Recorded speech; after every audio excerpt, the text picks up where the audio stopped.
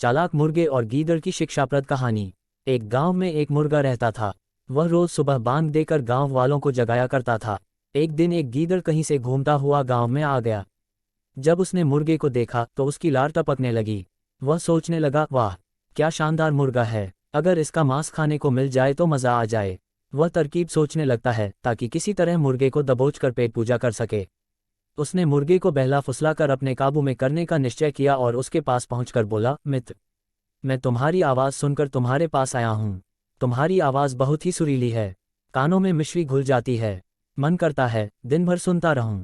क्या तुम एक बार मुझे अपनी सुरीली आवाज़ सुनाओगे? मुर्गे की कभी किसी ने इतनी प्रशंसा नहीं की थी। वह गीदड़ की बात सुनकर मुर्गा खुशी से फूला नहीं समाया और उसे अपनी आवाज़ सुनाने के लिए ज़ोर ज़ोर से कूक डुकूक करने लगा। गीदड़ इसी फिराक में था। उसके देखा कि मुर्गे का ध्यान उसकी ओर नहीं है, इसलिए अवसर पाकर उसने मुर्गे को अपने मुंह में दबा लिया और जंगल की ओर भागने लगा। जब वह जंगल की ओर भाग रहा था उस समय गांव वालों की दृष्टि उस पर पड़ गई। वे लाठी लेकर उसे मारने के लिए दौड़े। गीदड़ डर के मारे और तेजी से भागने लगा। मुर्गा अब तक उसके मुंह में दबा था। तब तक उसने उसके चंगुल से बचकर निकलने का एक उपाय सोच लिया था। वह भागते हुए गीदड़ से बोला, देखो गीदड़ भाई, ये गांव वाले मेरे कारण तुम्हारा पीछा कर रहे हैं।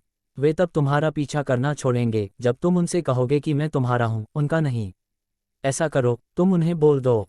गीदड़ मुर्गे की बातों में आ गया और पलटकर बोलने के लिए अपना मुंह खोल लिया।